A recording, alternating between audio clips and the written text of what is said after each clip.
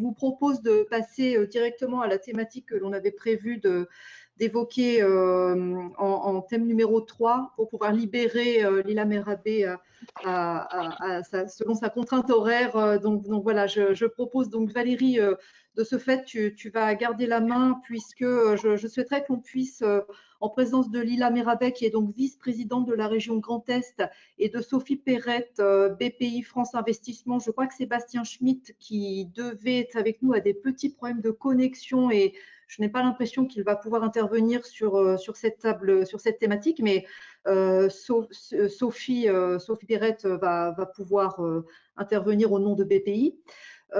Et donc, j'aurais souhaité que l'on puisse échanger sur les prêts BPI et évidemment sur les dispositifs d'aide spécifiques à la région Grand Est.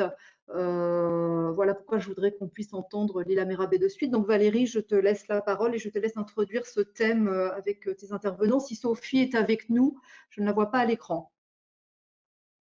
Donc l'idée, effectivement, c'est d'aborder tous les dispositifs étatiques et les dispositifs régions, donc en commençant par les dispositifs régions. Donc, Madame Merabé, est-ce que vous pouvez nous faire le point sur là où nous en sommes, en sachant qu'on a lancé très récemment le fonds résistance, mais que les accompagnements, les aides régions, c'est pas seulement le fonds résistance, et c'est un sujet que Christian abordera tout à l'heure, c'est le fonds de solidarité, notamment le volet juste de dire un mot. Et Christian reprendra la main par rapport au fonds de solidarité, mais comment ça se passe sur le volet 2 donc, et donc, je vous propose de parler d'abord du fonds résistance. On ne vous entend pas.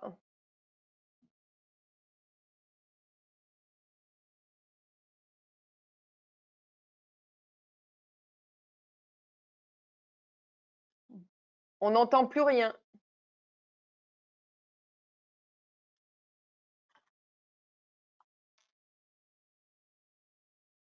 Je n'entends plus personne.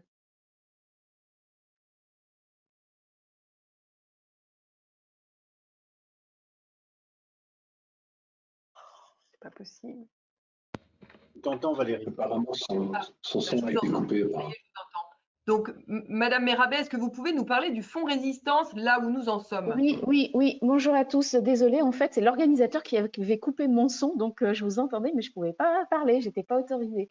Je suis navrée pour le timing. En fait, comme vous l'avez peut-être vu, si vous avez des alertes, toute la région Grand Est est repassée en vert à l'instant. C'est la déclaration du Premier ministre Édouard Philippe, et donc on avait un certain nombre de points qui étaient en attente, et donc on se retrouve un peu en cellule d'urgence. Les choses sont prêtes, mais du coup tout s'agite. Voilà, c'est pour ça que je suis en timing un peu serré. Veuillez me pardonner.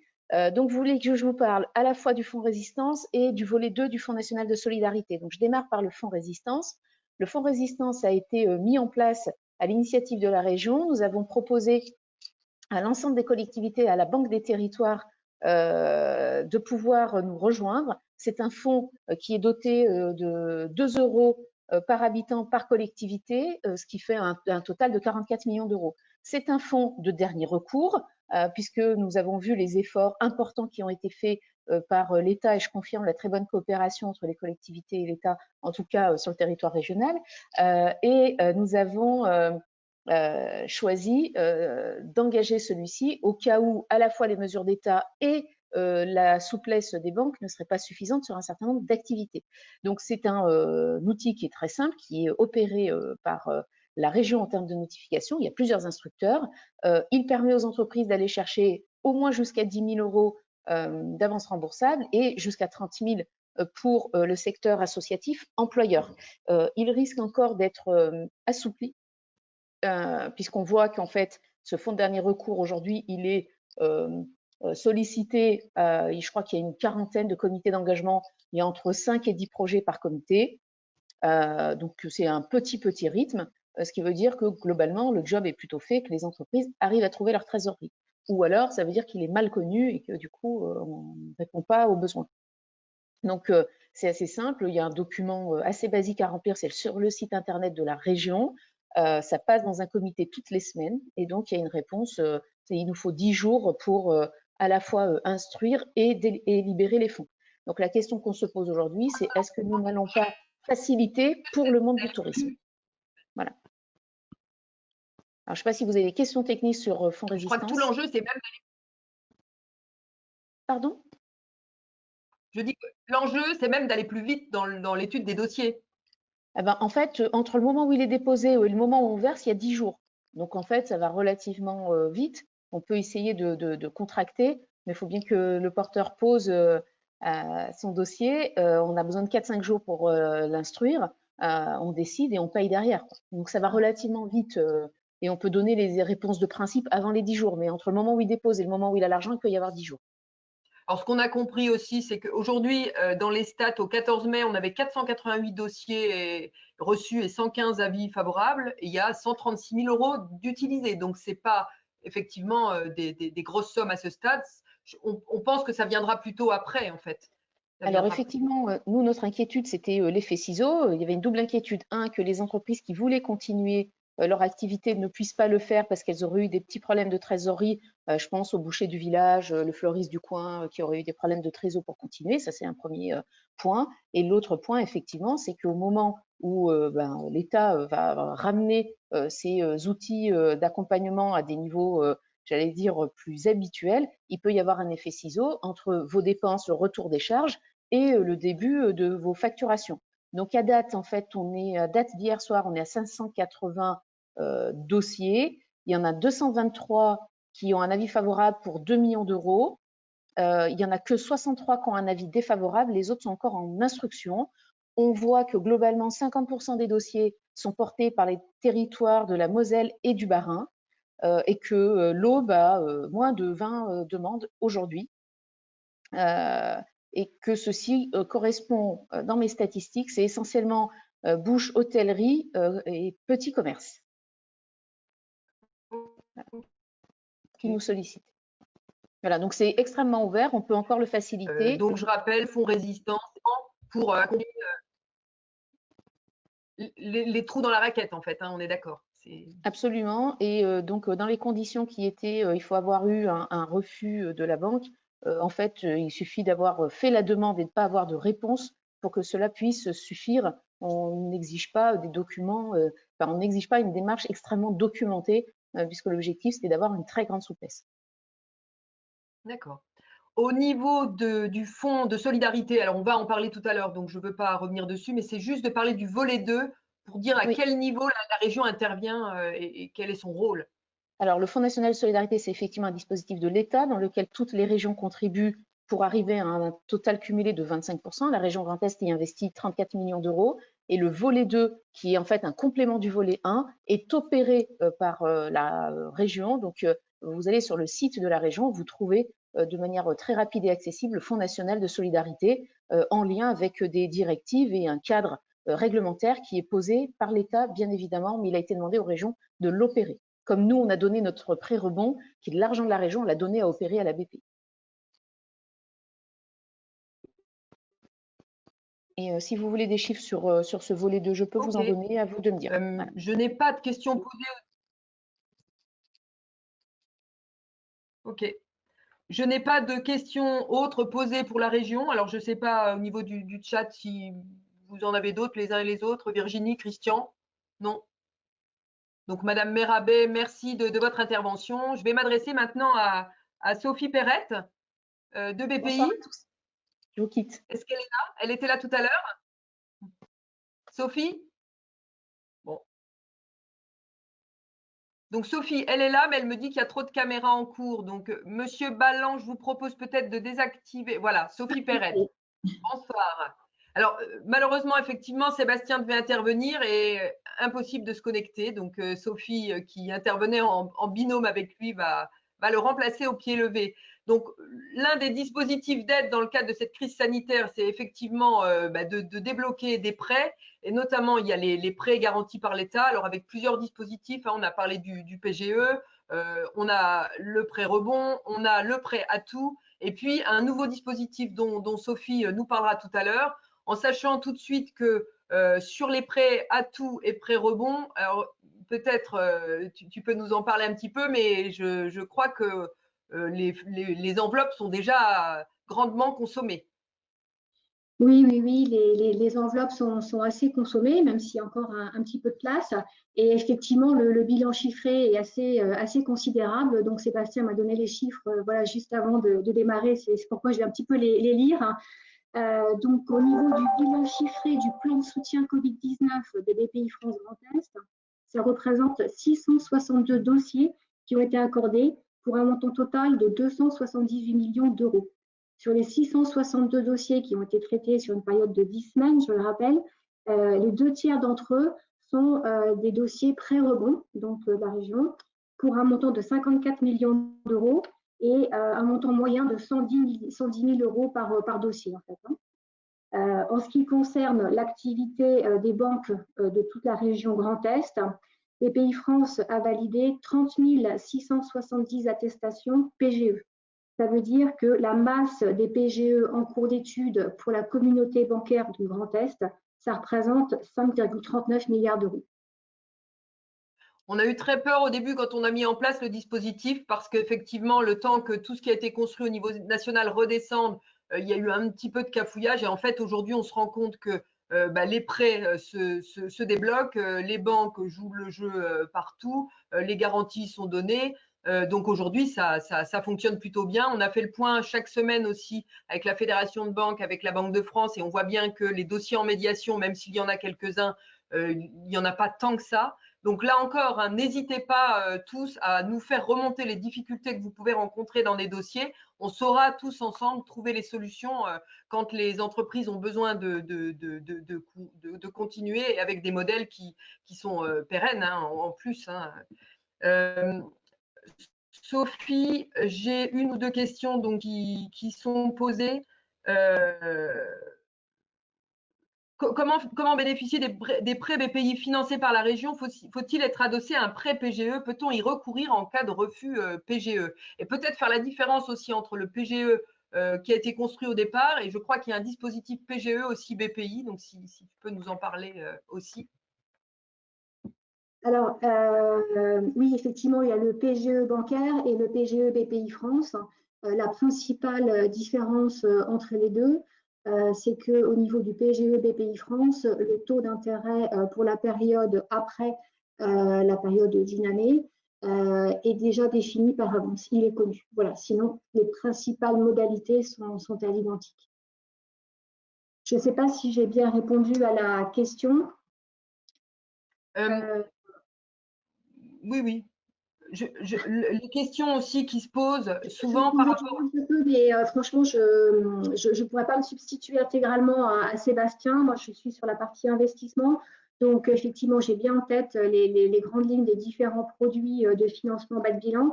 Mais si les questions sont assez précises et techniques, peut-être que ça serait bien de les prendre. Et puis, on fera une réponse ultérieure par mail à tout le monde. Alors, les questions qui sont posées, c'est peut-on recourir plusieurs fois au prêt PGE? Alors, j'ai envie de dire peut-on, mais doit-on? Parce que dès le départ, on nous a dit attention, faites une demande immédiate qui est peut-être la demande pour fonctionner sur les 3-4 mois à venir et revenez une deuxième fois. En fait, on peut demander 2 fois le PGE. Donc, ce n'est pas la peine de faire une demande si on n'a pas bien calibré les choses. Hein, c'est le conseil que vous nous avez donné et que les banques nous ont donné aussi. Pour y revenir dans le deuxième semestre quand on aura plus d'éléments. C'est tout à fait ça. Pour le moment, ça n'a encore pas été mis en pratique, mais effectivement, c'est la philosophie. Les banques ont préféré limiter les montants dans un premier temps au vrai montant du besoin présenté dans les plans de trésorerie, dans les prévisionnels, et pas surcharger la barque à ce stade, pour pouvoir y retourner ultérieurement si besoin en fonction de l'évolution de la crise. Alors, comment faire quand une agence bancaire refuse un PGE? Il y a la médiation, hein, et la médiation, elle fonctionne, elle a été réactivée, elle fonctionne très bien. Donc, je ne vais pas, enfin voilà, activer les demandes quand c'est le cas.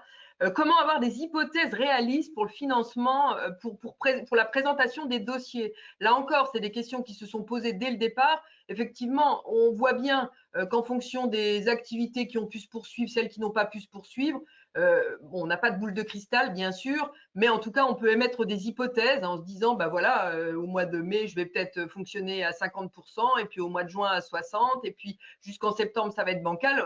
On est tous experts comptables, on fait tous des projections et nos clients aussi. Les banques aujourd'hui savent que nos prévisionnels sont bâtis sur des données qui pourront peut-être changer. Donc, Sophie, je ne sais pas si tu as un complément à apporter, Clairement. mais… Clairement. Autant faire plusieurs scénarios, oui. Alors, les questions qui se posent aussi, c'est…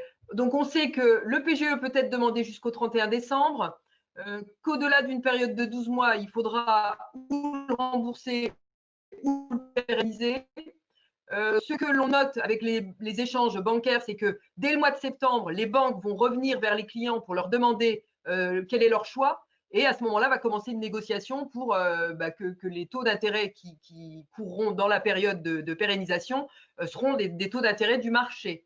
Alors, la question qu'on me pose, c'est pourra-t-on aller au-delà des 5 ans? A priori, sur le PGE, ce n'est pas prévu. Alors, peut-être que c'est des choses qui vont remonter, mais en tout cas, ce n'est pas construit comme ça pour l'instant. Et je ne suis pas sûre qu'on puisse changer les choses à ce stade-là. La question qu'on s'est posée aussi, c'était la période de 12 mois va peut-être être courte. Aujourd'hui, on sait qu'on a eu beaucoup de reports, de prêts, d'échéances, on a débloqué des fonds. À un moment donné, est-ce que la CAF va être suffisante pour rembourser tout ça? Il va falloir affiner un petit peu ces prévisions-là. Ne faudrait-il pas avoir un laps de temps supérieur que cette période de 12 mois parce que peut-être qu'on n'aura pas tous les éléments non plus. Donc, pour l'instant, la période de 12 mois reste celle-là. Et donc, c'est bien entre septembre et mars l'année prochaine que les négos vont se faire pour pérenniser ou pas. Alors, Sophie, je ne sais pas si vous voulez compléter, si tu veux compléter le propos. À l'heure actuelle, effectivement, on n'a pas d'indication que la structure du PGE va changer, oui. Donc, on peut quand même partir sur le principe que ça sera bien celle-là. On entend aussi des gens qui disent peut-être que ça sera transformé en haut de bilan, peut-être qu'on n'aura pas à le rembourser ou quoi que ce soit. Aujourd'hui, ce n'est pas vraiment ce qui est prévu. Alors, tu me donnes le levier pour rebondir sur la dernière question que je voulais aborder avec toi, qui était effectivement la question du dernier outil que BPI vient de construire et qui va justement peut-être répondre à cette question haut de bilan, quasi haut de bilan. Donc, je te laisse évoquer ce dernier support sur lequel on n'a pas encore communiqué. Transition parfaite. Donc, tu es en charge, d'ailleurs. Le sujet, c'est que oui, toutes les entreprises qui ont souscrit à des PGE et qui ont été des formules très efficaces, et heureusement qu'elles étaient là pour les aider à surmonter la crise, ça peut devenir un frein demain et après-demain pour certaines entreprises, pour celles qui ont une rentabilité un peu juste, peut-être pour les rembourser, alourdir leur bilan, et puis pour celles qui ont une rentabilité mais qui ont alourdi leur bilan sérieusement pour le coup, ça peut être un frein à leur croissance avec des banques qui vont peut-être pouvoir commencer à hésiter à continuer à leur prêter parce que clairement, elles sont taquées sur ces entreprises-là. Donc, ça pose un problème pour la croissance dans les prochaines années et ça peut poser un problème pour la défaillance au niveau des entreprises dans les prochaines années. Donc, c'est la raison pour laquelle BPI France a effectivement lancé un fonds de renforcement des PME. Il est calqué sur le précédent fonds qui avait été lancé lors de la crise de 2009 et qui avait très bien fonctionné. Ce fonds, il est doté de 94 millions d'euros.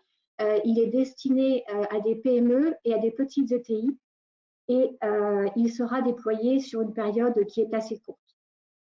Quel est l'objet du fonds? L'objet du fonds, c'est de renforcer le haut de bilan donc, des entreprises qui ont été impactées par la crise Covid.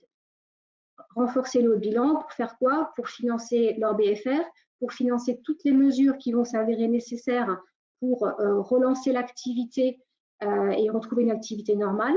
Et ça peut aussi servir à des opérations de croissance externe,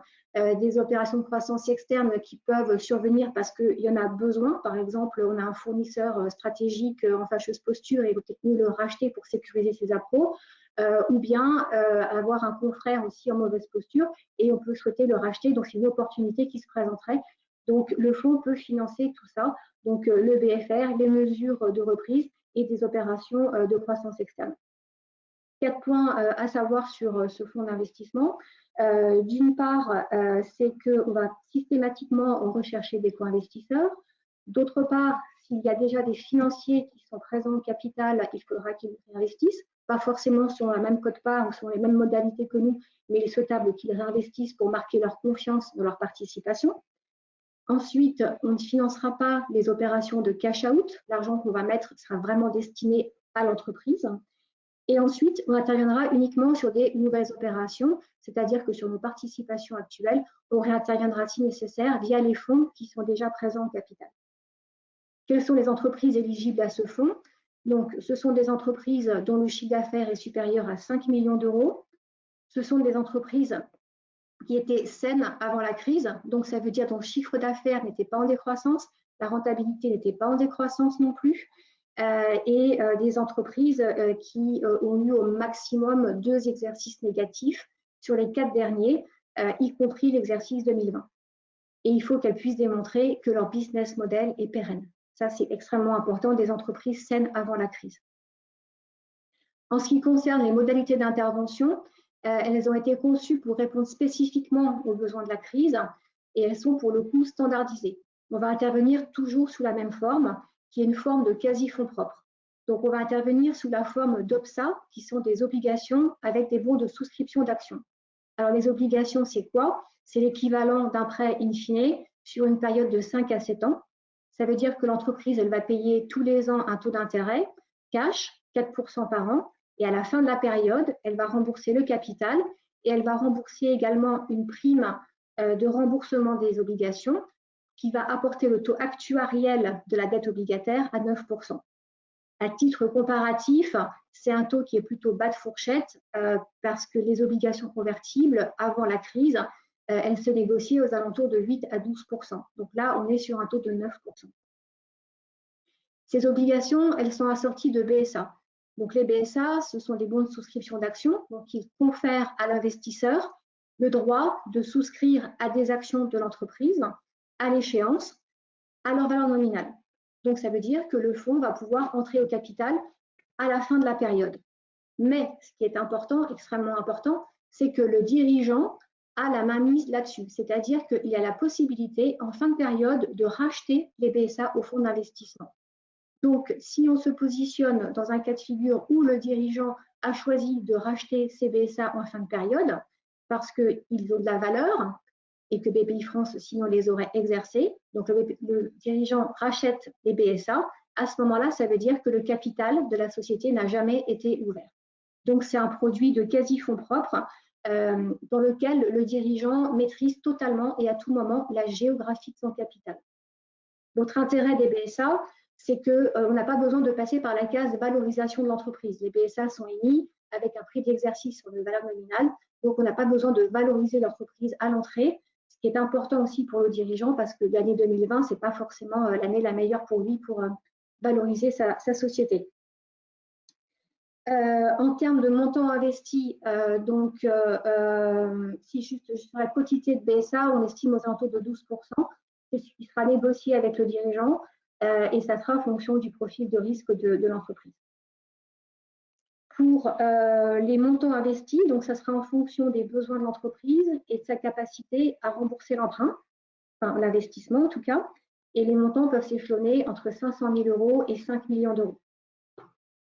Donc, pour terminer sur la présentation du fonds, on ne va pas apporter seulement du haut bilan, du renforcement de haut bilan aux entreprises, pas uniquement des fonds, mais on va leur apporter également tout l'accompagnement que BPIFrance apporte traditionnellement à ses participations. Donc, cet accompagnement, c'est quoi? C'est un diagnostic 360 systématique, le réseau BPIFrance, les mises en relation, et puis aussi toutes nos missions conseils d'experts qu'on peut leur apporter, donc vraiment de la valeur ajoutée. Donc, s'il y a 2 points à retenir sur ce fonds de renforcement des PME, d'une part, c'est qu'il est destiné à des entreprises qui étaient saines avant la crise et qui ont été impactées par la crise.